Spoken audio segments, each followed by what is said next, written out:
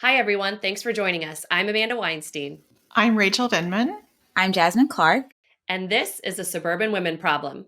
All right. It's a lot going on. I feel like a lot happened in the last week, and a lot of it had to do with like the government shut down theater. And that's exactly what I'm going to call it, because that's I know. really what it was 100%. just a bunch of theater. I think what frustrates me about this, and I said this in our group text, is there's a lot of people, probably not listeners to this podcast, but definitely friends and family of people who listen to this podcast who only see it as like just purple dysfunction. It's not red, it's not blue, it's just the dysfunction in Washington and it's not working for them.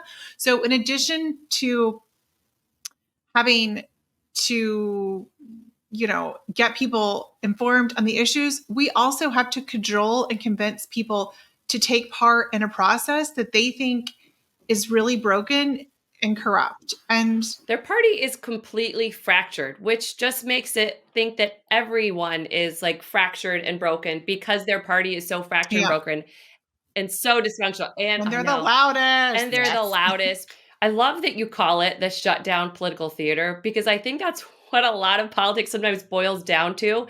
And this is why you get a lot of Americans who just get sick of it, because they know it's theater. They're not stupid. They know it's political theater. They know it's a bunch of grandstanding.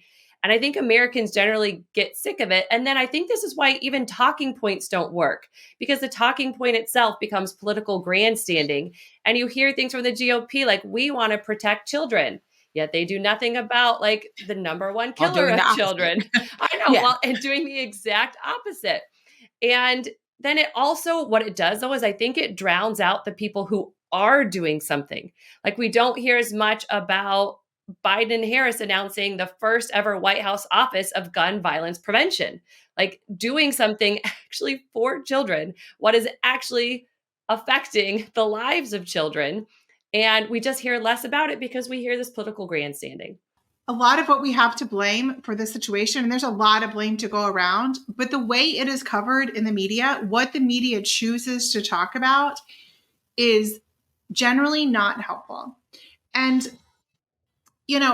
here we are, you might have someone on a hit on, a segment on MSNBC or CNN for 2 or 4 or 6 minutes. That is not enough to do justice to these very complicated topics. And all of us have done those hits before on cable news.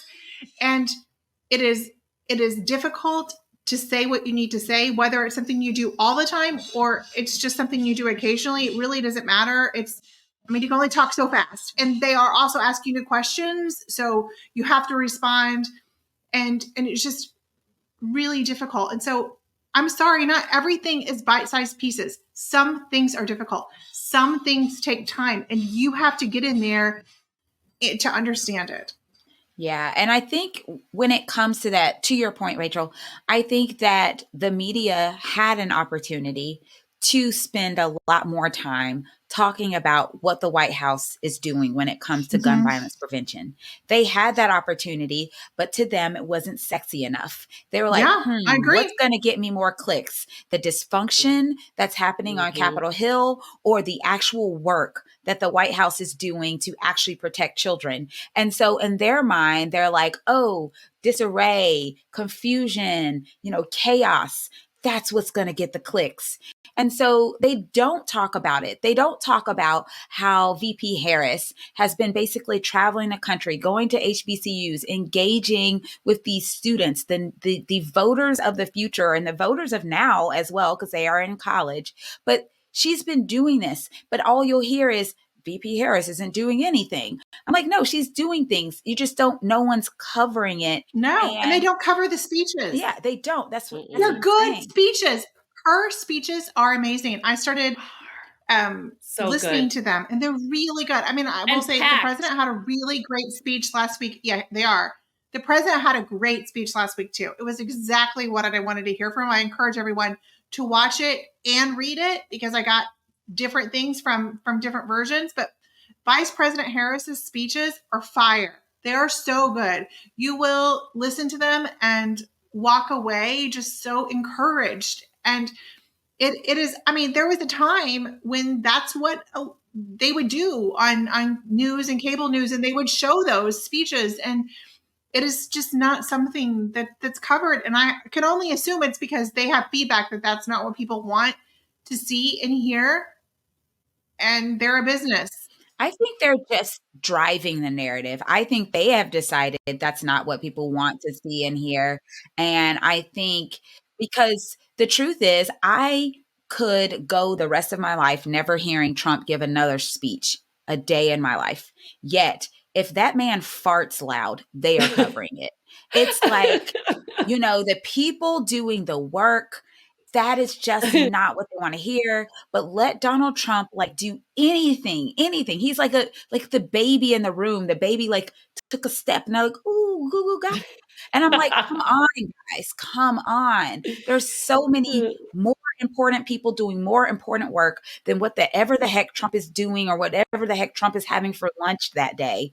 And so you bring up the good point, Rachel. They do cover speeches. They're just not covering the speeches of the people doing real work. They're covering the speeches of people that they are controversial. And they've decided that we care more about what Trump is doing than what the actual administration is doing. And so then there are people out there that really truly believe that administration is doing nothing, because the only way they consume information about what the administration is doing, they're not talking about the administration. They're talking about literally everything else.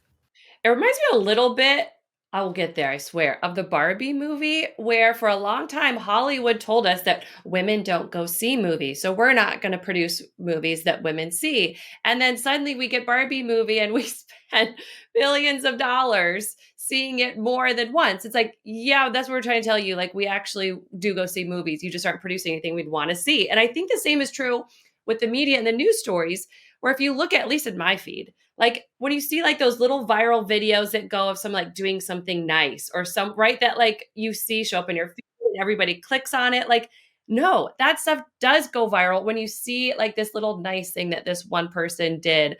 Of like, I even saw like one person, it showed up on my feed of like, puts out little like drinks and snacks for like the delivery people. That I was like, oh, that's so cute. And I looked, and like millions of people had clicked on that and seen it. I'm like, yeah, because that is interesting when someone comes up with a creative way to do something to brighten people's day. And I think it could be clicked on, but they aren't giving it to us. So we take what we have, and what we have is negative stories from the very vocal minority who don't represent most of us. And we get the clickbait. Like on that point, when we talk about like what's interesting or, what the media gives us, and then it's like, they're like, they're feeding us whatever they think we want to eat, and they're not giving us the option to eat anything else. And so then they assume because we're eating what they're feeding us, that that's what we want to eat. They've never even given us the option to get something else. So I think that is a good point, Amanda, in that, I bet if they would give us more, they would find out that people are actually interested in what's going on. Trust people. Even negative, even people who don't like them, they will probably click just to be negative and contrarian, but they're not even giving them the opportunity to do that. They're just like, yeah, we're not going to give y'all anything. Like, so, I think that I don't want to be negative toward the media, because I think that they do play an important role, but I would like to say that I would like to see them at least be a little better about giving us more.